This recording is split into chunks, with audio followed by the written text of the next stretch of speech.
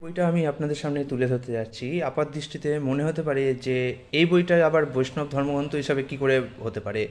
হ্যাঁ, সত্যি কথা বলতে কি, প্রাচীন ভারতের জ্যোতির্বিজ্ঞান অরূপরতন ভট্টাচার্যের লেখা, এটা দেখে মনে হবে যেন বৈষ্ণব ধর্মগ্রন্থ নয়।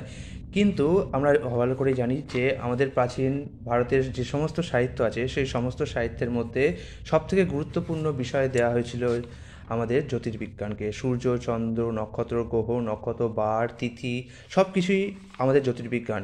এবং যখন কেউ আপনাকে কখনো কিছু সময় বলতে চায় যে কী বলছো, কিন্তু আপনাদের যে প্রাচীন জ্যোতিষশাস্ত্র সেগুলো তো সবই গাঁজাখুরি গল্প, তো আপনাদের কাছে উত্তর থাকে না, অনেকের কাছে উত্তর থাকে না।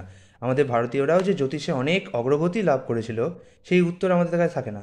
তার ফলে যখন আজকের দিনে মানুষরা আমাদের কাছে এসে বলে যে আপনারা ভারতীয়রা প্রাচীনকালে কী এমন জানতেন, সেই তো জ্যোতিষ শাস্ত্র, সে তো মানুষের ভবিষ্যৎ গণনা, এটা সত্যি নয়। আর এটা যে সত্যি নয় সেটা আমরা কি করে জানবো? সেটা আমরা জানবো যখন আমরা প্রাচীন ভারতের জ্যোতির্বিজ্ঞানে কতটা উন্নতি ঘটেছিল, সে সময় কী কী আবিষ্কার হয়েছিল, সে সমস্ত কিছু সম্পর্কে বিস্তারিত জ্ঞান রাখবো। আর সেই বিস্তারিত জ্ঞান রাখতে আমাদের সাহায্য করছেন অরূপরতন ভট্টাচার্য। যদিও এই গ্রন্থটি বাংলায় সহজলভ্য, কারণ এটা দেজ পাবলিশিং থেকে প্রকাশিত, এবং গ্রন্থটি দুষ্প্রাপ্য এই কারণে, কারণ এই গ্রন্থটির ব্যাপারে অনেকেই জানে না, এই কারণে এটি দুষ্প্রাপ্য। এই কারণে দেখতে পাচ্ছেন এটা 2019-এ লাস্ট সংস্করণ হয়েছে, এখন 2024 চলছে।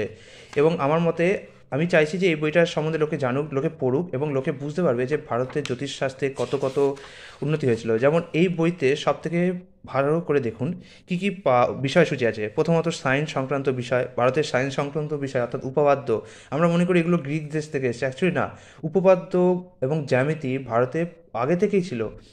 তারপরে শুক্রের গতি, বৃহস্পতির গতি, গ্রহ উপগ্রহের গতি, এছাড়াও তারকামণ্ডলী যেমন অশ্বিনী, ভরণী, কৃত্তিকা, রোহিণী, সিদ্ধান্ত, মৃগশিরা, প্রাচীন মৃগশিরা, আদ্রা, পুনর্বসু, বার্জেস, পুনর্বসু কোলবুক, পুনর্বসু 5টি তারকায় গঠিত। এছাড়াও পুষ্যা, অশ্লেঘা, মঘা, পূর্ব ফাল্গুনি, উত্তর ফাল্গুনি, হস্তা, বিশাখা, অনুরাধা, জ্যেষ্ঠা, মূলা। এই সমস্ত তারাদের সম্পর্কে সমস্ত কিছু ডিটেলে একদম বর্ণনা করা আছে। এছাড়াও আমরা এখানে দেখতে পারি এই অধ্যায়গুলিতে লেখক বিভিন্নভাবে পার্টে পার্টে ভাগ করেছে। যেমন প্রথম অধ্যায়ে আপনি পাবেন যে ভারতের জ্যোতির্বিজ্ঞানের ইতিহাস কী। দ্বিতীয় পাবেন হচ্ছে যে আর্যরা, মানে আর্য শাস্ত্র বেদে গ্রহ গতিবাদ সম্বন্ধে কী বলা হয়েছে। তৃতীয় ভাগে পাবেন যে আর্যরা গ্রহের কাল যাপন বা কালমানকে কীভাবে ভাগ করেছে। তারপরে আপনারা চান্দ্র তিথি পাবেন, অন্য নক্ষত্র, দ্বাদশ রাশি পাবেন, আমরা যে 12টা রাশি বলি সেই রাশি সম্বন্ধে পাবেন। এছাড়াও পৃথিবী সম্বন্ধে আর চর্চা আছে, চন্দ্র, গ্রহণ, যন্ত্র, বর্ষারম্ভ, ঋতুচক্র। এছাড়াও আছে মহাকাশের বিভিন্ন গ্রহ নক্ষত্র, অবশ্যই সেটা আমি আগেই বলেছি।